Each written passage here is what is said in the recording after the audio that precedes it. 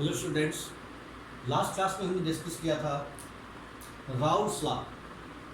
Raoult's law for liquid liquid solution. हमारे पास दो component हैं सॉल्यूशन के अंदर, कंपोनेंट 1 और कंपोनेंट 2 दोनों ही लिक्विड फॉर्म में है, दोनों ही वोलाटाइल है। उसके लिए हमने फार्मूला अप्लाई किया था डाल्टन्स लॉ पार्शियल प्रेशर के अकॉर्डिंग। टोटल प्रेशर बराबर PA प्लस PB और PA की वैल्यू थी P not A chi A plus P not B chi B P total plus two. P not A का मतलब है vapour pressure A and B 1 and 2 both are same case. Component 1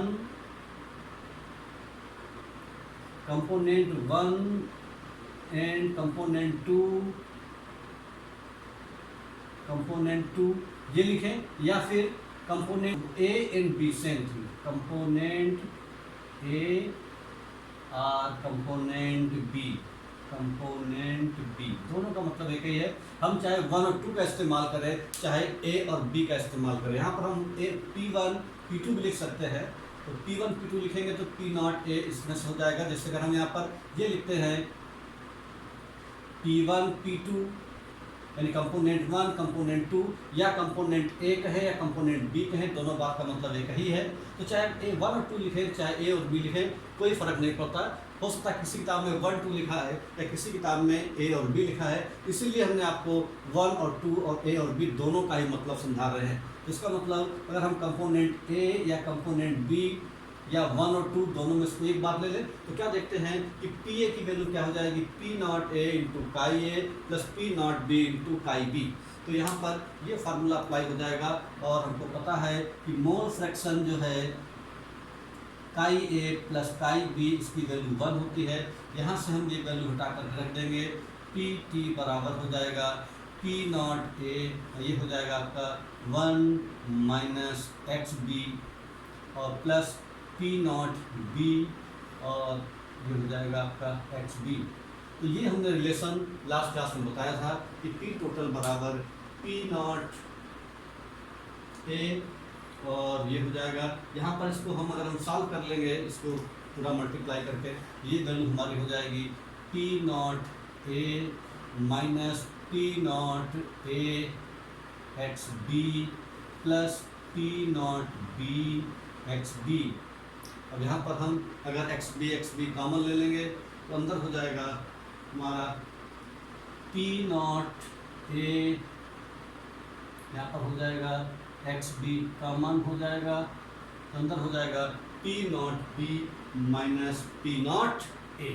तो P not B minus P not A, तो ये जो relation हमारा आ गया P total बराबर, इसको हम A क्या है कंपोनेंट 1, तो इसको हम चाहे ये भी लिख सकते हैं P टोटल बराबर P not 1 plus chi B क्या है, B किसके लिए, 2 के लिए, तो ये हो जाएगा आपका काई 2, ये हो जाएगा P नॉट B, तो ये हो जाएगा P not 2 minus P not 1। ये भी लिख सकते हैं, ये लिखे या ये लिखे, दोनों बात का मतलब एक ही है। इस तरह से हम क्या देखते हैं कि ये जो इक्वेशन है, ये राउल्स लॉ ने इक्वेशन दिया, ठीक है, इसके लिए दिया।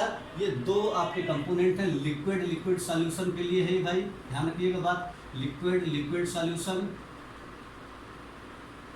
लिक्विड लिक्विड सॉल्यूशन, और दोनों ही आपके वोलाटाइल नेचर के हैं, लिक्विड लिक्विड सॉल्यूशन है। तो यहाँ पर P not A P not B का मतलब है vapour pressure of component A in pure state, vapour pressure of B component in pure state.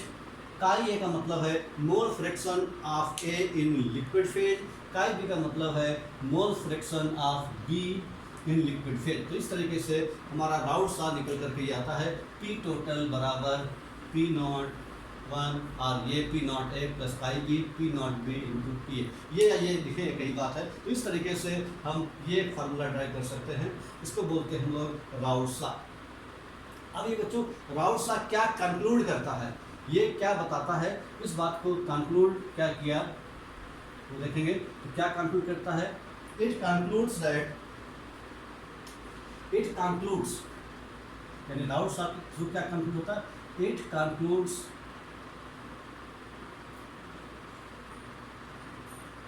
That पहला पॉइंट है, फर्स्ट पॉइंट मेरे हमको लिखा है। पहला पॉइंट कह रहा है total vapour pressure over the solution. Total vapour pressure, total vapour pressure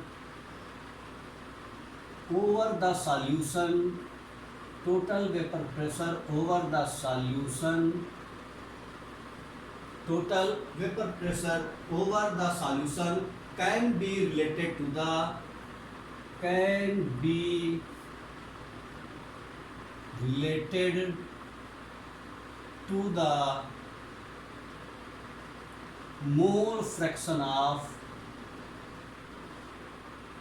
total vapor pressure over the solution can be related to the mole fraction of any one component, mole fraction of any one component, any one component, component ये जो बता रहा, देखिए ये formula क्या बता रहा है, टोटल वेपर यानी टोटल वेपर प्रेशर है, total vapour pressure over the solution can be related to the mole fraction of any one component. यानी जो mole fraction any one component है, जैसे यहाँ पर हमने रखा काई टू या काई बी, तो काई टू या काई बी एक ही बात है। तो काई बी का मतलब क्या है कि मोल fraction of component be in liquid phase. अगर हम एक्स ए की टर्म में लिखना चाहते हैं तो वहाँ पर हमने जहाँ पर X A plus X B, X A plus X B equals to 1 लिखा था।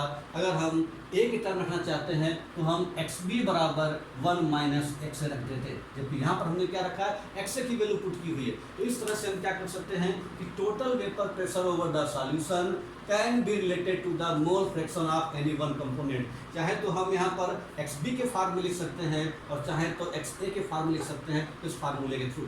यही बात उन्होंने बताई इस फार्मूले के थ्रू, जो ये कंक्लूजन दिया इसी फार्मूले के थ्रू ये बताया कि total vapour pressure of over the solution can be related to the mole fraction of any one component। और उसके बाद में दूसरा कंक्लूजन क्या निकला, total vapour pressure over solution, total vapour pressure, total vapour pressure, total vapour pressure over the solution, total vapour pressure over the solution, total vapor pressure over the solution varies linearly with the, total vapor pressure over the solution varies linearly, total vapor pressure of the solution varies linearly with the mole fraction of, linearly with the mole fraction of, mole fraction of, mole fraction of component 2, mole fraction of component 2, component 2, क्योंकि यहाँ पर काई 2 लिखा हुआ है, या मोल fraction of component 2 या R component B, एक ही बात है। अगर हमने बी का इस्तेमाल किया है तो वहाँ पर लिखेंगे कंपोनेंट बी, और हमने अगर 2 लिखा हुआ है तो लिखेंगे कंपोनेंट ए। तो दूसरा कंक्लूजन इस फार्मूले के थ्रू ये निकल करके आया। उसके बाद में तीसरा कंक्लूजन क्या कहता है, conclusion depending on the vapour pressure of pure component 1 and 2, depending upon the, तीसरा कंक्लूजन क्या है, depending upon the,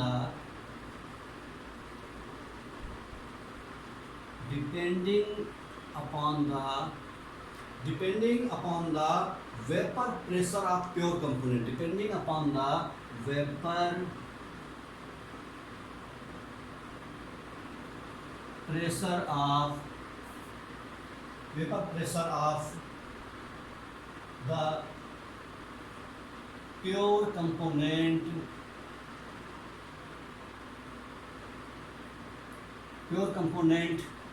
A or b, यानी ए आर बी या 1 और 2 same thing. Total pressure paper, total vapour pressure, total vapour pressure over the solution, total vapor pressure over the solution decreases or increases, decreases decreases or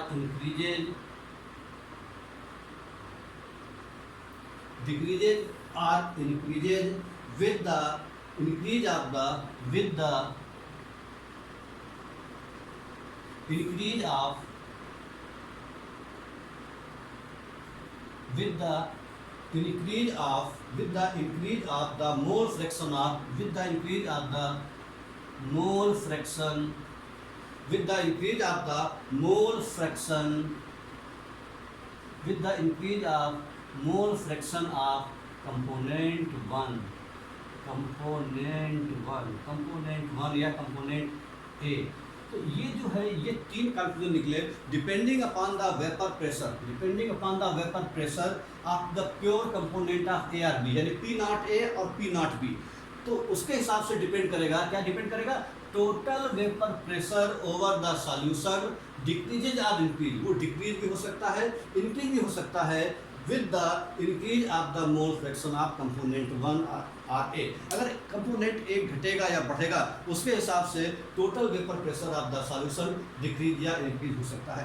तो तीन conclusion round साहब ने निकाले। ये तीनों बातें आपको ध्यान रखनी है कि जो हमारा जो फार्मूला है सबसे पहले तो फार्मूला रखना है, उसी फार्मूले के अकॉर्डिंग इन्होंने ये तीन बातें बताई, इन्होंने तीन रिजल्ट निकाल करके बताए। अब हम लोग आगे बढ़ते हैं।